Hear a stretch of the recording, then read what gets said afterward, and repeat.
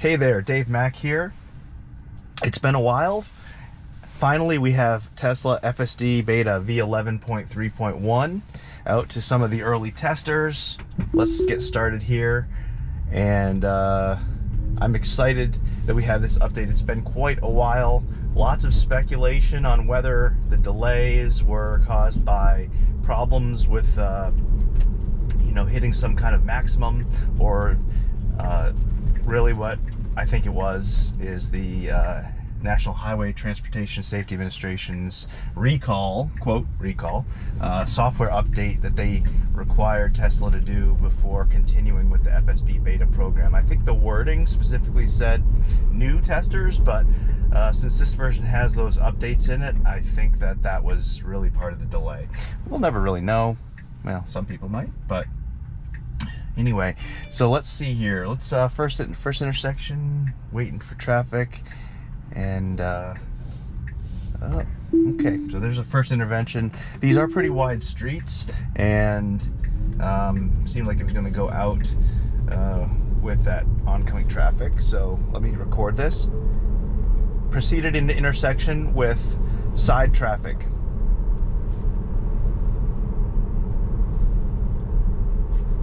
I could press it. Oh, I press it again and it will stop the recording. Anyway, yeah, so it's been a while. I did record some videos the other day. Commute home from, or not really home, drive from DC out to the Topgolf out in Western Fairfax County, I think, and it did well, solid overall. Unfortunately, I lost the footage, accidentally erased it, and I was going to make a video because the part that was in DC on city streets, which I haven't really done a lot, it drove in really heavy traffic on a weekday, lots of rerouting due to traffic, and I actually, my fault, missed a turn because I was trying to get there in a timely manner, so I was kind of going back and forth between the Tesla Nav and Waze, and it caused more problems than if I just let the car do its thing. But lots of traffic, and it did make a bunch of mistakes in that heavy traffic, but once it got on the Interstate 66, from there out to, okay, that was pretty good, four-way stop, to Topgolf, it did well. No interventions, really well on the highway. That's you've probably already seen if you've watched some other videos, shifting in the lanes for large trucks, which I know my wife will be very happy about. And so basically pretty good, but I lost the footage, and so now is the first chance I got to record another one. But on some of the other drives I've done, and looking at some of the other testers' videos, including Chuck Cook and Dirty Tesla, it looks like, the city streets haven't had a major improvement. I think there are changes because we're seeing different things, and if I see those on this drive, I'll try to point them out. But anyway, so the route here, we're going to go to Home Depot. Normally it's a little bit more of a direct route, but I added a waypoint so that we can actually get up onto Interstate 495 and then the 495-95 exchange and see how that goes.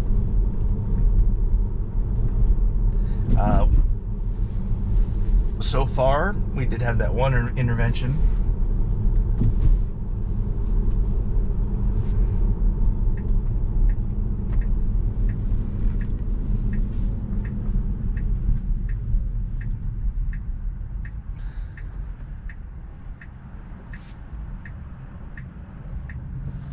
I really like to, I've gotten feedback from those of you that follow my channel or follow me on Twitter, and okay, that was nice. And there was oncoming traffic.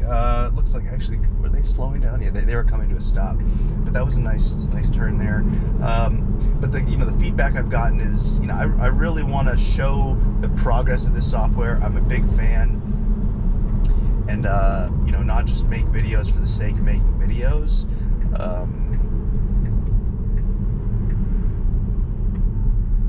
And so now that we have this new version, I mean, we're just on hold for so long. It's really nice to get some new software to play with, and the voice feedback feature, I hope that really is going to help Tesla, because up until we got that, I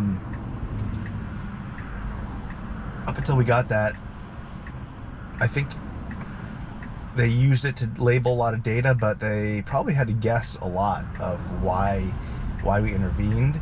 One thing that I'm really curious to see is whether or not once we go wider release to the FSD beta testers, whether or not the voice feedback is going to be included for those that do not have the autopilot snapshot button. If you're not aware, that button has been there since the beginning for recording feedback, and whether or not they, combination of telemetry and video goes up to Tesla.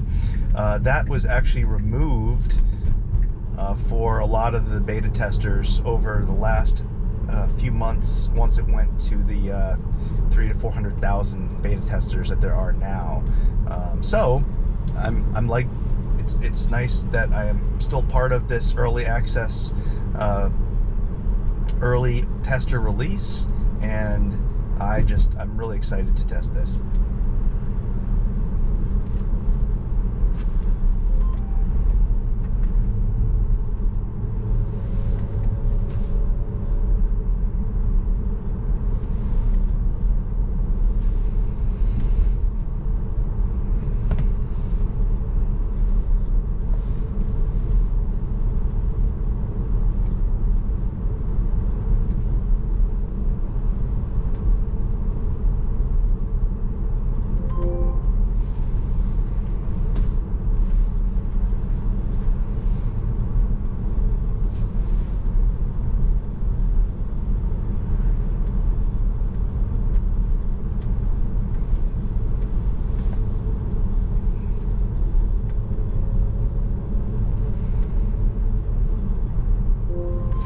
So, some feedback so far. This is the first time I've driven on this road since getting V11. This is pretty solid. I've noticed in the past when you have these wider roads with cars parked that it used to kind of meander in the lane. It's still maybe moving a little bit, but overall very solid. I think one of the metrics that I've been thinking about when I test the software here is, first of all, especially if you're seeing this video maybe in response to all the news about FSD beta and the recall, is that, this is a level 2 autonomous system that's also created because of the recall. When Tesla worded it that way in the press release, a lot of people think that it's never going to be level 3. I still really do think that we are helping contribute to the development of software that could, with this hardware, be level 3. There's a whole debate on that with the cameras. Feel free to, put it in the comments if you agree or disagree with that, but I still think it's really possible. And so one of the metrics, that's not what we're developing the software. And even if on the small chance that it never gets to that next level, first of all, it's going to save so many lives, because people are so distracted on the road. I got rear-ended a couple times in the past couple years, and people just, especially in DC area up here, you look around and whether the traffic's flowing freely at speed limit or above, and or heavy traffic, people are just glued to their phones. So whether or not people realize it, they actually do want this kind of software, and it's gonna really help. Okay, really nice smooth turn. That's great, with some acceleration coming in. Okay, so either way, because it's a level 2 system at this point, if it was level 3 that we were testing, the DMV in many states would require Tesla to report anytime it's being intervened. And there's a different theory in how you test that, right? So if you're testing a level 3 system, you almost never want to intervene. With this level 2, since we're training the neural nets. I mean, we're not directly training them. We're providing data that trains them on every intervention. Okay, a little accelerator push there because we slowed down. And hopefully that goes into, I'm gonna mark it just in case. But we're feeding them data on roads across the country that have never been like hyper mapped, and it's working almost everywhere. So to me, it's an insane way. If you asked someone years ago, 5 years ago, if that would be possible, you know, people would have all kinds of reactions, including some of the most, you know, probably senior computer neural net designers. Like, no, it's not going to work. Well, it is working. That's the crazy thing. And one of the metrics I use personally is this better, or is it getting better than an Uber driver? And I've had my car in Tesla service. Most of the time I'm able to get a loaner, but a couple times I had Uber credits, and man, the last couple times I've taken Uber, even with them or for that reason or for others, it's been pretty scary, and you have no control.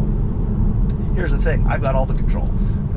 With my experience in aviation,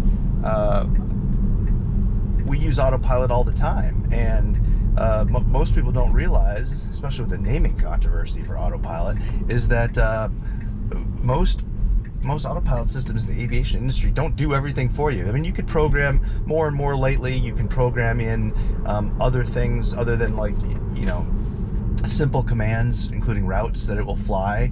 But the pilot is still responsible for seeing and avoid. See and avoid is a term we use. Other aircraft traffic. That's especially crucial when you're under visual flight rules. But even when you're under control on instrument flight rules with ATC, then you're still responsible for making sure you don't hit another aircraft, because they make mistakes. Humans make mistakes. So, and this has so far been really smooth. No interventions after that first one when we first started. Oh, this is okay, nice. And so far this ride has been ultra smooth. But, you know, as I was saying, it's up to me to be, and all drivers that are using this, and any competitors, you know, driving assist features that make you safer. If the car does something that you don't want it to do, or is about, you can tell it's going to do something, it's up to you to take over. Another thing that I really want to hit on is that Tesla is using a lot of things in human factors to, oh, I think we're going to pull into our nest. Yeah. So I set an intermediate destination, basically to get us up here. So I'm going to go ahead and remove that.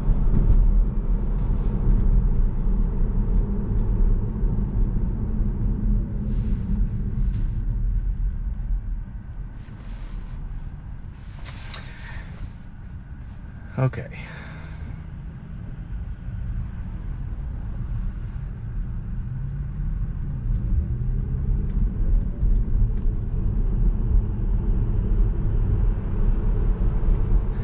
Okay, so back to what I was saying was, I've driven some other cars with driver assistance features, and I think that they're actually very unsafe.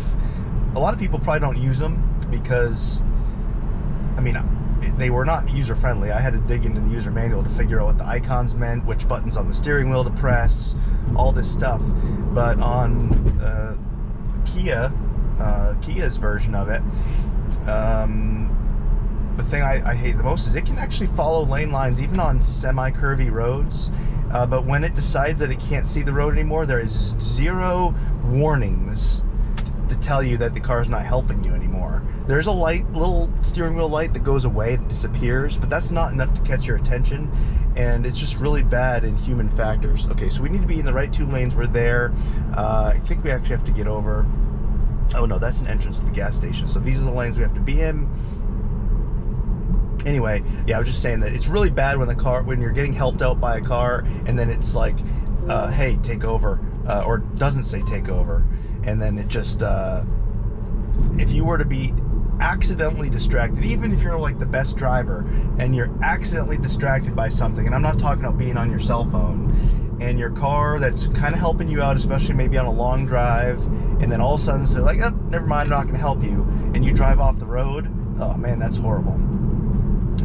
All right, so this is interesting because we have like this extended divided on-ramp, and at first I wasn't sure if we were going to speed up, but no inputs, nicely accelerating, showing the speed limit 55.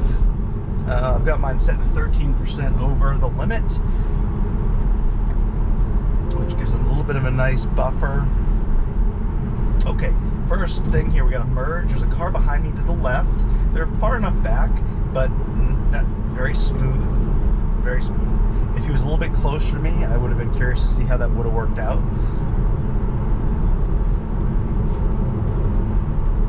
Now, we're staying in the right lane because we need to get off at the next interchange. We've got a car coming on in front of me, but plenty of room.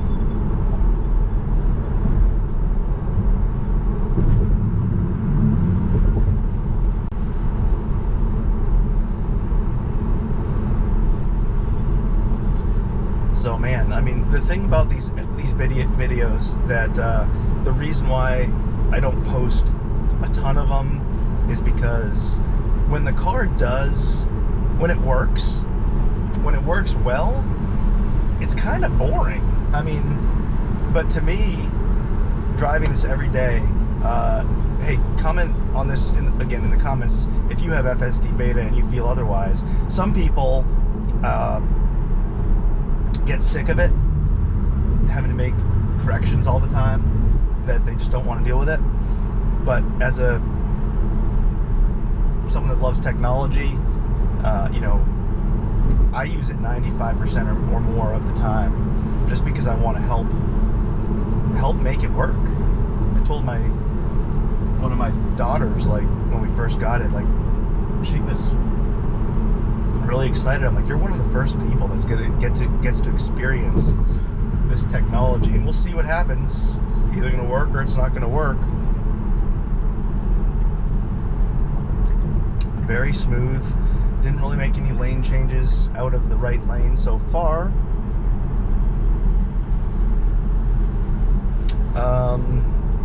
And having driven this for thousands and thousands of miles over the last 2.5 years, I think that's what it is. I would say that's an improvement. Even that little short drive on the highway is an improvement over the navigate on autopilot. Very smooth, very nice. So far, I would be almost willing to say that, I would be willing to say that if you had a passenger in this car that I didn't tell and didn't know better, that they would have no clue that this drive, that I haven't done a single thing other than that one time so far at the very beginning. And now we're nicely getting over. We need to get over one more time. That's a little bit late, so I'm gonna disengage because I want to send the voice report. Very late, almost didn't make the lane change. Okay, yeah, if you press the button, it doesn't give you the chance to record a video snippet. So, you know, my goal is not to do an intervention-free drive. I know that sometimes that really makes, you know, a good video, I guess, if that's what you're looking for. But I do like giving that feedback to Tesla so they can make the product better. So, you know, it worked. I did not have to intervene there.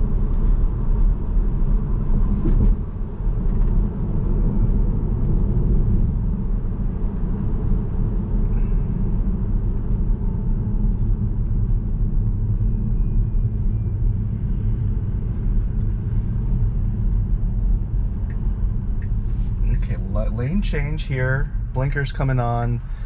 Interesting, because we're not turning here, so technically we're going to Frontier Drive, so I can be in either lane. It shows traffic, so I'm not sure whether it's taking that into account.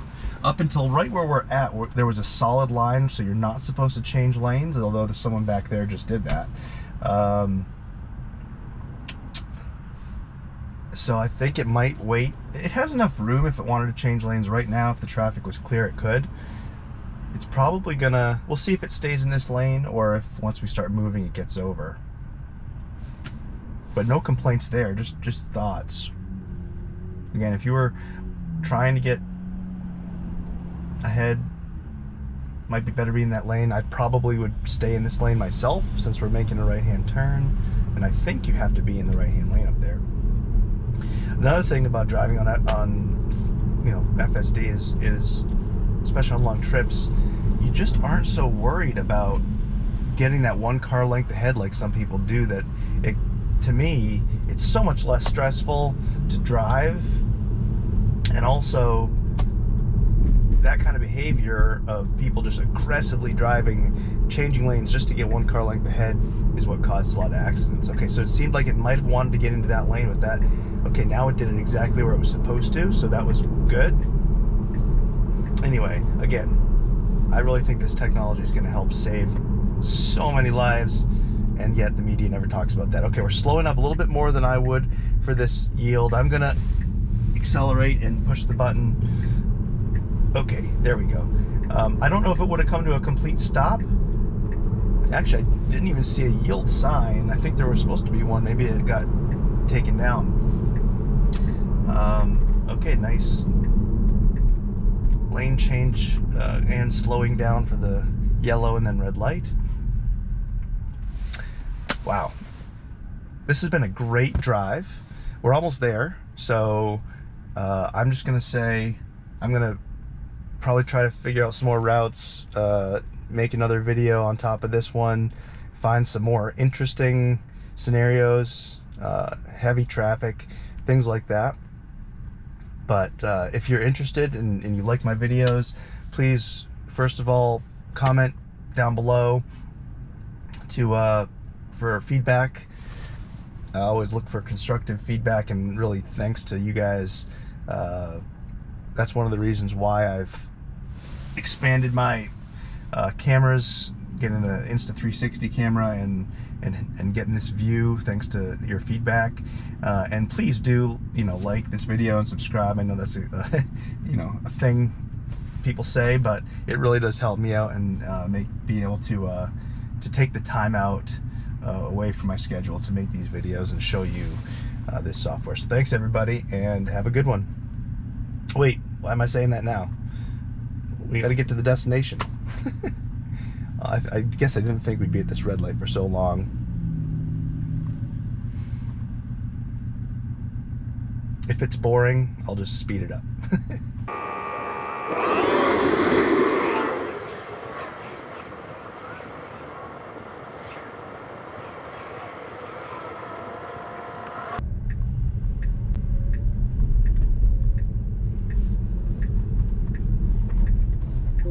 Slow down because that truck came out a little bit further. Yeah, I probably would have swung a little bit further to the right there, but that's gonna be it. We're here. Almost perfect drive, especially once we got past that first intervention. I'm gonna take over now. Wow, overall I'm really happy, looking forward to making more. Thanks everybody, see you later.